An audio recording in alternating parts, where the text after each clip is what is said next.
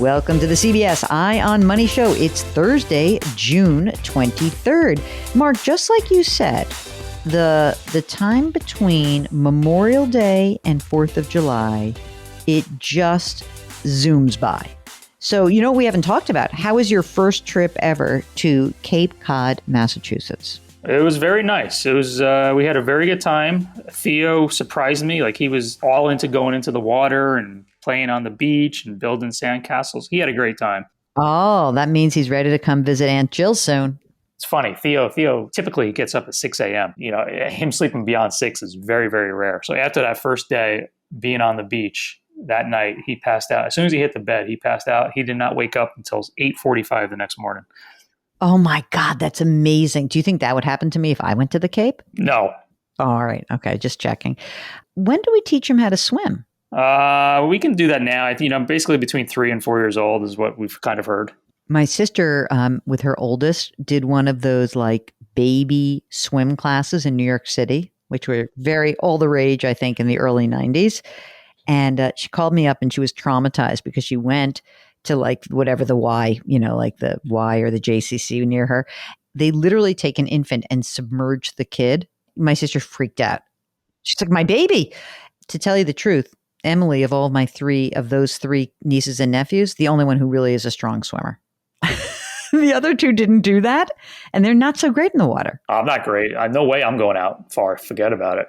I'm taking Theo out to the ocean. I'm going to teach him how to body surf. I'm going to go do those 100-foot waves. All right, not 100-foot. But anyway, I love swimming in the ocean. It's one of my favorite things ever. Jackie, not so much. This is my analogy always about the ocean is like the markets. You must have respect for the power of those things, of the ocean as well as markets. You're not smarter than, you're not stronger than, you respect the ocean and you respect the markets. Okay, that is my life lesson for today. Okay, if you would like to come on the program and join us and ask your financial question, just go to jillonmoney.com, click the Contact Us button, and when you do, you will have a form. Complete the form and don't forget to check the box if you're willing to come on the air. That's what Leslie did. Leslie, welcome to the show. How are you and what can we do for you? Thank you so much. I'm glad to be here. So my husband and I are working hard and trying our best to make good financial decisions for ourselves and for our kids. But finances is always a point of stress for me because I always know we could be doing better. Oh, whatever. Like, that's like, oh, I wish I were in better shape. Like, you could always be in better shape. Big deal. I'm sure you're doing fine. I'm already convinced that you're doing fine. Well, thank you. I appreciate that. But that's why I wanted to talk to you guys. And as we free up some more cash flow over the next few years, I just wanted to make sure we're prioritizing it and putting it to work appropriately. Okay. Makes sense. Leslie, how old are you? I'm 32 and my husband is 35. Okay. And you mentioned kids. How old are they? 2 kids, 3 and a year. Are they swimmers? Yes, we're doing swim lessons, and the one is almost 3, not quite 3, and she's swimming.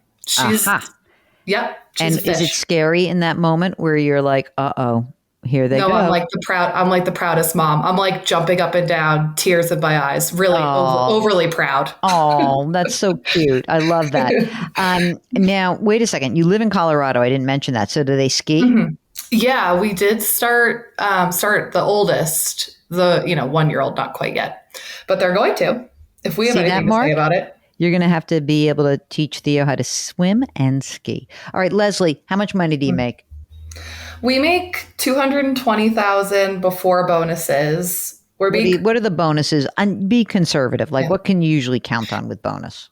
Yeah, like $260 after bonuses. It can go up from there, but $260 is conservative. Okay. Are you both using retirement plans? Yes. Maxing? No, we both have 401ks. We're both getting the full match from our employers, but we're not maxing them out. And largely because our cost of daycare is pretty high. Mm-hmm. How much are you putting into the 401k each? What percentage? I'm putting 6% because that gets the full match from my company. My husband's also doing 6%, but his match is 4%. Okay. That's fine. How much is daycare? Let me scare the crap out of everybody right now. $40,000 a year. Jesus. It's incredibly expensive, and we don't go to the most expensive one. So Imagine if you went, what is the most expensive one? It's like the kids are getting massages and mani-pedis every day. Okay, that's a lot for real. it's a lot. You live in a house that you own or do you rent? We own. What's the house worth? It's worth 730 now. We paid 450. We've got 400 left, and it's a 30-year fixed at 2.875. Do not make extra payments on that. No, we're not. Okay, good. That's a nice number. Ooh, baby. Okay. Yeah. So how about plain old money in the bank? This is where I feel like we are light. So we have like 5,000 in our quote unquote emergency savings. We put our bonuses into an account that we pay for the kids' school out of. So it's like liquid. We've got access to it, but it's really allotted to the kids' school. So we don't touch it. Okay. How much money's in those 401ks that you have established so far? I have 180,000 between two previous employers. I just switched employers recently, so starting that new one. And then my husband has like 30,000. I do have a pension through my new employer. Do you know any of the details? So I don't know exactly what the payments would be like, but so far I've determined I'm vested at 5 years. It's a sliding scale of what they contribute based on years of service. And it goes from 13% up to 25% at like 20 years of service. That's great, though. That'll be, I mean, depending. It's helpful. You've just started, right? So we don't know if you're going to stick around there, but yeah, that's great. Any other assets that we should know about? No, that's it. We do have some debt. Tell us more. The right kind of asset. Say more about that. We've got like $15,000 left on a credit card, and I know that was a terrible decision. Calm down. Well, I that makes me lose sleep at night. But all right, we're not going to. You're not going to lose sleep over it in 5 minutes. So don't worry. Thanks. Okay, because we've paid off a lot over the years. What else? I still have 8,000 left on my car. The interest is 2.9%. And we've got 15,000 left on my husband's car. It's 4.85%. And then we have a personal loan. It's got 15,000 left and it's 7%. Where did that come from? We had to move suddenly, and that's where it came from. Is that the kind of people you are? You had to move suddenly? Did you do something bad? No, I'm just kidding. I wish it was dramatic like that, but no. Yeah, like we had to get out of town. Okay, very easy. We're going to make this easy for you. All right. Take a deep breath. That's it, right? That's what I've got. I've got everything here, right? Yeah, okay. That's it. Let's do this. Mark, let's get a home equity line of credit. What do you think? Well, they certainly got the equity. I mean, you got a ton of equity in your house. Okay. And is there anything else you need to do, like in the house or any sort of project or anything like that? I mean, there's things we would like to do, but it's way down the road. Okay. So here's what I think you should do. I think you should look at your house as this beautiful asset. You can do one of two things. You can either get a home equity line of credit, or you can see if, like, wherever you have your mortgage or shop around, if you can get a home equity loan or a home equity line of credit. Either of those two things. $50,000. You're going to take the money and you're going to pay down all this debt. Boom, all done.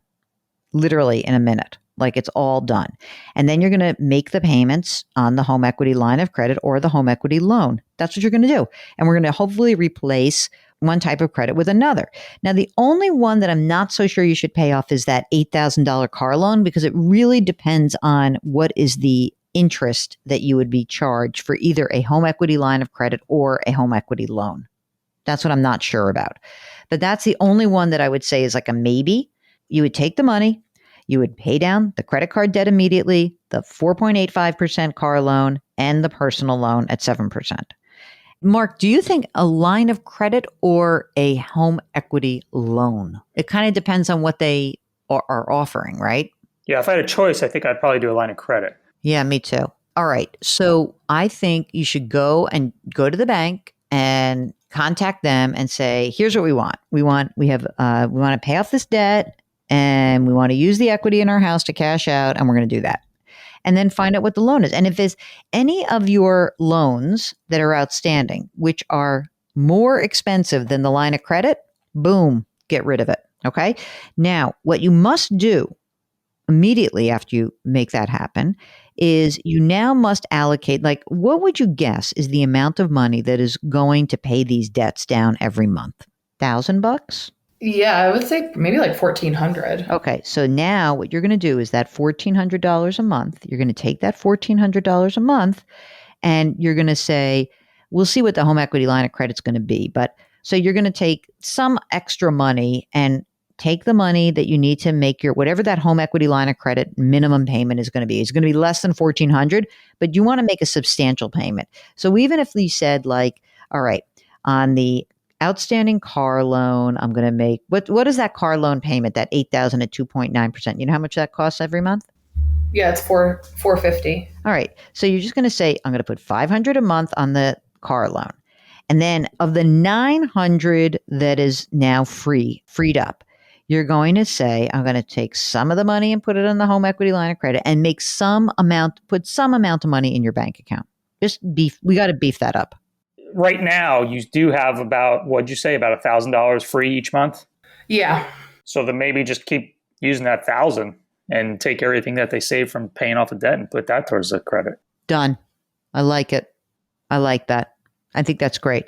Now, once this is all paid off, or if you get a big bonus one year or one period of time, think of it this way. We have to get our emergency reserve fund to 6 to 12 months of our expenses. We just have to make that happen. We have to pay down our debt. So those are two competing things. This is all going to get done in a couple of years. It really is. The next thing you're going to do is you're going to start maxing out your 401k plans. You're going to max them out. And when max out means that you can each put in $20,500. You don't do it all at once. If you've got free cash flow, you know what has to happen. Number one, paying down debt, funding the emergency reserve fund. Number two, slowly increase the amount of money in the 401k. Of course, when your 3-year-old is going to school, your daycare expense is going to drop. I think these are all kind of small steps. So I don't want to give you too much to do. You said that eventually you're going to want to do some sort of home renovation. Let's not think about that right now. Let's do this one step at a time. The two big steps that you're facing is beefing up the emergency reserve and consolidating and paying down debt. Those are the two things. That's it. Okay. And then you're going to come back on the air with us. You're going to let us know, like, all of a sudden, and by the end of the year, you're going to be like, I have a better sense of what comes next. Or just shoot us a note and we'll be happy to help you out. Okay. Okay. Thank you so much. Wait a second. Helpful. You're not off the hook yet. How about life insurance? I think we're a little light here, but we have $400,000 on me, $300,000 on my husband, both through work. Can you add more? That's the max that we can get through our employers. So go to policygenius.com or Haven Life and go get yourself some more insurance, because the 3-year-old and the 1-year-old ain't raising themselves. How much do they need, Mark? They have 3 and 4. I mean, I would at least get another $500,000 each. Yeah, I was going to say I'd like to get you to $1 million each total. So it's cheap. You're young. You're healthy. Let's do that. How are the wills? We've got them. We have like the health proxy and all that stuff. You over-delivered. Fantastic. The legal insurance through your employer helps a lot. We got that and then set them all up. Oh, that's great. All right. Well, I think you're in great shape. Good job. One step at a time. Don't take on too much. I don't want you to have like anxiety. The daycare thing is a real expense and it will disappear eventually.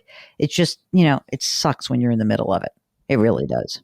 If you, like Leslie, would like to join us on the program, just go to JillOnMoney.com, click the Contact Us button. We'd love to have you on. While you're on the website, check out our other broadcast. It's called Jill on Money. Read the blog. Check out my TV appearances. Sign up for the free weekly newsletter. Just hang out with us. Just dive into the world of our content. All right? That would be great. Mark Talercio is the co-host and executive producer. We are distributed by Paramount Global. We drop our episodes every Tuesday and Thursday. We would love it if you could leave us a rating and review on Apple, and please try to lift someone up today. Curiosity, compassion, community. Thanks for listening. We'll talk to you next week.